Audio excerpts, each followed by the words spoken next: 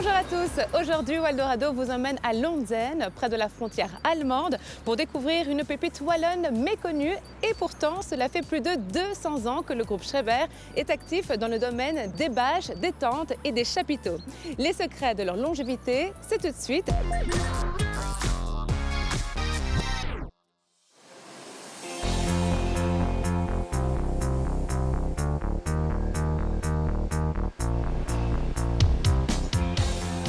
Bonjour Marc. Bonjour Laura. Alors Marc, tu es le CEO de cette société qui existe depuis 1815, ça fait donc plus de 200 ans. La société est d'ailleurs restée dans la même famille jusqu'à récemment. C'est quoi le secret? La société Schreber a toujours fabriqué des produits de grande qualité. Il faut savoir que ce secteur de la bâche, c'est un secteur plutôt artisanal. Moi, j'ai eu à cœur, disons, de lui donner une dimension un peu plus industrielle. Justement, comment est-ce que tu es arrivé dans cette société? Le dernier représentant de la famille Schreber est décédé en 2003. Et en fait, la famille cherchait un repreneur. Et puis voilà, ça a démarré. Maintenant, dans le groupe, il y a 7 sociétés. On a un siège au Luxembourg, dans les Flandres aussi, du côté de Gand. Et on a plusieurs sites ici en Wallonie. Ok. Et ici, donc, on se trouve à Lontzen. Qu'est-ce qui se passe ici dans ce site? Il y a une cinquantaine de personnes qui sont employées sur les 100 qui travaillent dans le groupe. Et ici, on confectionne principalement des bâches et des pièces pour chapiteaux, mais plutôt des petites pièces. Ok. Et quels produits proposez-vous à quels clients? Ce sont des chapiteaux qui servent aussi bien pour l'événementiel que pour l'industriel, pour le stockage. Alors aussi, on fabrique pas mal de bâches aussi pour des bâches de séparation dans les halls. Et alors naturellement, des bâches pour les camions, pour les transporteurs. En termes de chiffres, Schreber, ça représente quoi aujourd'hui? Eh bien, nous confectionnons 300 000 m² de bâches chaque année. Nous exportons à peu près 50% de notre production, un peu partout dans le monde. Nous avons remporté plusieurs marchés sur Tahiti, où nous avons un très bon distributeur là-bas sur place depuis 7-8 ans. Et vous avez participé aux derniers Jeux Olympiques? Oui, nous avons d'ailleurs été remerciés à Paris pour être un collaborateur fiable. C'était important pour nous aussi de représenter la Wallonie. Bien sûr. Et vous collaborez avec pas mal de grands noms? Un de nos clients plus importants en France, c'est Euro Disney. Nous travaillons là-bas depuis une quinzaine d'années. Et puis, bon, oui, d'autres grands noms comme Coca-Cola, InBev, Colruyt, enfin d'autres. Vous savez, la bâche se décline en pas mal de choses. Hein. Et selon toi, qu'est-ce qui fait la différence avec Schreber? Nous proposons des produits de haute qualité avec de très grandes garanties. Nous sommes très attentifs aussi à tout ce qui est organisation et respect des délais. Super, merci beaucoup Marc. On se retrouve en fin d'émission. Parfait, à tout à l'heure.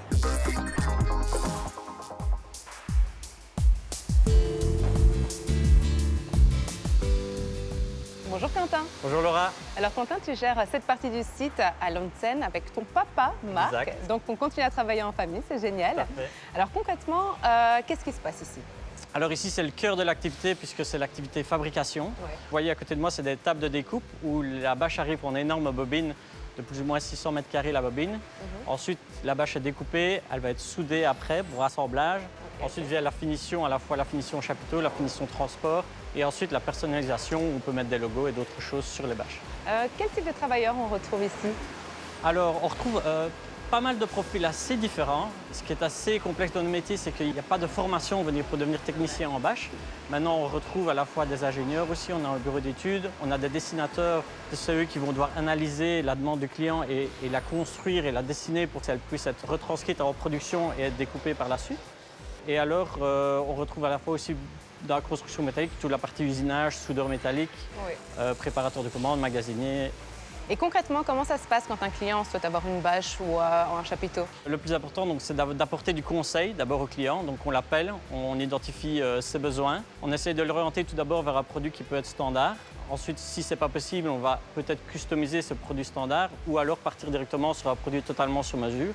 Ok.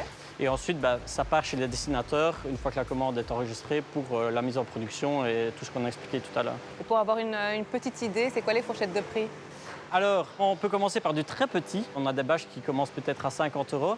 Mais si on peut prendre une idée par rapport au chapiteau, peut-être que c'est plus parlant, Oui. une tonnelle de 3 sur 3 peut commencer à 600 € et on peut aller jusqu'à des chapiteaux de plusieurs milliers de mètres carrés qui peuvent avoir un prix de plusieurs centaines de milliers d'euros aussi. Eh bien, super, merci beaucoup Quentin. Je vais aller retrouver Frédéric. Merci Laura. Salut.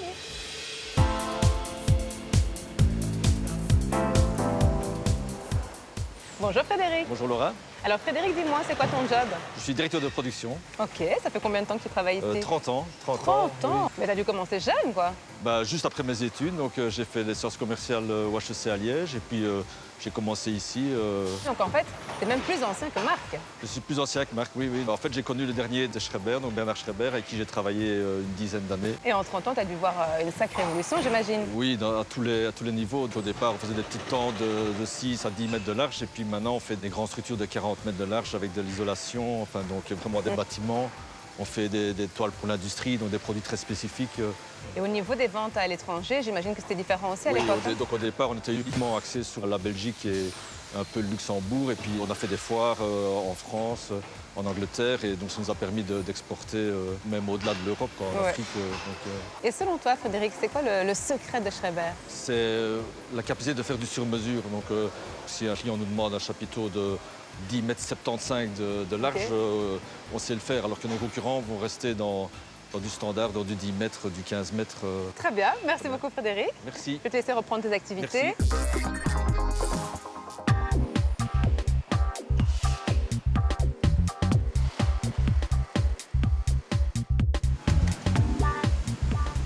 Je regarde, je t'embête pas.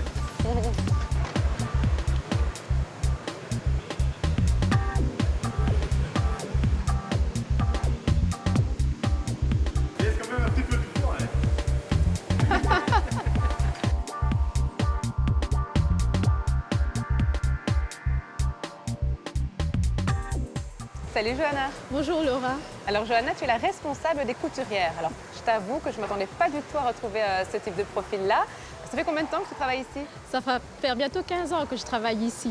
Est-ce que c'est différent de confectionner une robe? Enfin, j'imagine que c'est différent en tout cas de confectionner une robe et un chapiteau. Les techniques sont très différentes parce que rien que sur le site ici, on a 6 machines à coudre avec 4 différentes techniques. Donc on a simple aiguille, la double aiguille, la grosse machine et ici on a la surfileuse. Ah oui. Beaucoup de tissus, bâches, un peu de tout. Alors tu m'as dit que ça faisait 15 ans que tu travailles ici. Comment le métier a évolué en 15 ans? Avant on faisait les bâches à terre. Ok. Et ici, on a les tables qui sont mises à nos dispositions pour pouvoir les coudre, les confectionner, et alors que ce soit moins physique et moins lourd pour nous aussi. Et nos machines à coudre aussi ont évolué avec le temps. Tout est automatique. Les pieds de biche se soulèvent toutes seules, ça coupe le fil toute seule. Et alors, on a juste à pousser sur la pédale pour avancer et reculer. Et concrètement, comment ça se passe? Vous recevez un plan, j'imagine? Oui, alors nous avons les chefs de projet qui m'amènent les plans. Ah voilà.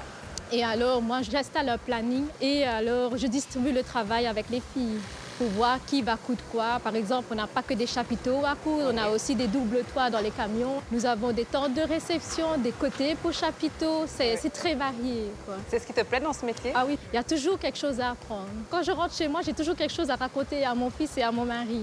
Par exemple, ici récemment, j'ai cousu une bâche, un capot qui va se remettre sur les éoliennes. Ok. Ou alors quand on va au Euro Disney, j'ai cousu du tissu qu'on mettait dans les chapiteaux pour habiller les chapiteaux. Parce qu'il n'y a pas que ce côté brut du chapiteau, il y a aussi le vélum qu'on appelle ça, pour habiller, pour amener un truc un peu plus classe dans le chapiteau, quoi. Pour les mariages, pour les réceptions. Oui. Et quel type de finition on peut retrouver? Ici, on peut avoir dans les toits de tentes de réception des petites dentelles qu'elles vont couper pour vraiment amener ce côté, je vais dire, magnifique du chapiteau, quoi. Merci beaucoup Johanna, on te souhaite une bonne continuation.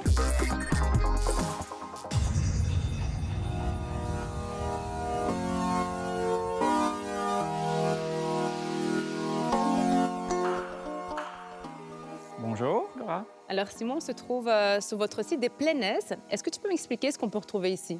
Alors ici, on a principalement 2 activités. Donc, on va avoir la fabrication des structures aluminium pour chapiteaux, donc sur un chapiteau qui a une largeur supérieure à 10 mètres. On va avoir la fabrication de planchers, donc tout le département menuiserie, ainsi que l'aspect nettoyage des tentes et chapiteaux. Et alors, donc, le deuxième grand volet, c'est le département logistique. Donc, c'est ici qu'on va charger, décharger tous les semi-remorques qui vont partir pour les montages, des montages de tentes et chapiteaux en location. Ok, ben justement, en parlant des locations, est-ce que tu as une idée du nombre de chapiteaux que vous louez? On est à une centaine par mois de chapiteaux différents.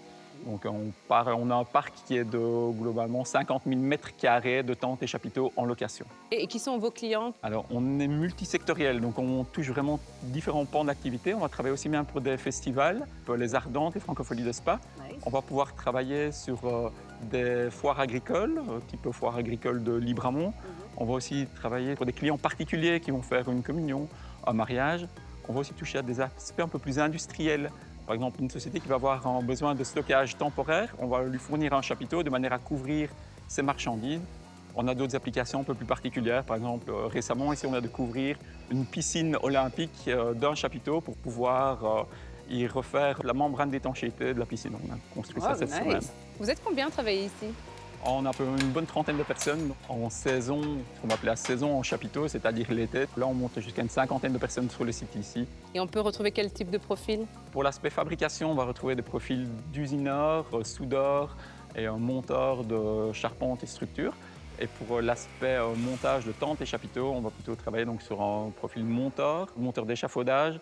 Et alors, on a pas mal de chauffeurs permis CE à qui on fait passer le permis en interne via un système de promotion. Et qu'est-ce qu'un bon monteur de chapiteau? C'est quelqu'un de courageux qui sait se lever le matin, qui n'a pas peur de travailler dehors, qui sait lire en plan, recevoir des instructions. Ben super, merci beaucoup Simon Merci pour ton aussi. temps. Je vais retrouver ton papa pour clôturer l'émission.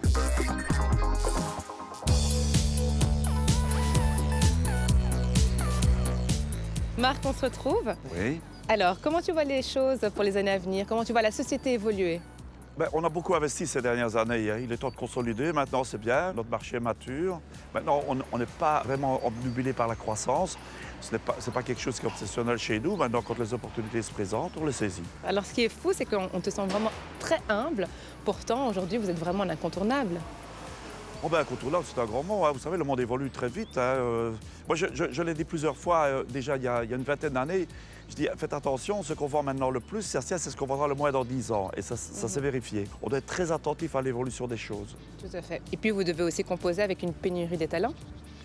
Oui, la pénurie des talents, elle est bien réelle, bien sûr. Mais enfin, on a beaucoup de chance. On a des équipes très stables ici. On a vraiment du bon personnel, bien motivé. Maintenant, il y en a quand même quelques-uns qui vont partir à la retraite prochainement. Et là, c'est un gros challenge de faire la transition du savoir-faire, naturellement. Tout à fait. Ce sera le plus gros challenge, j'imagine. Oui, bien sûr, ça c'est important. Et puis vous savez que les métiers techniques n'ont pas toujours eu la cote ces dernières années. Heureusement, on sent quand même qu'il y a un regain d'intérêt pour les métiers techniques et c'est très très bien comme ça. Ben super, merci beaucoup Marc. Merci. Je te souhaite le meilleur pour la suite. Merci à toi aussi. On se retrouve dans 200 ans. Hein. Oui, bien sûr, merci. Quant à nous, on se retrouve très bientôt pour découvrir une nouvelle pépite wallonne. Ciao.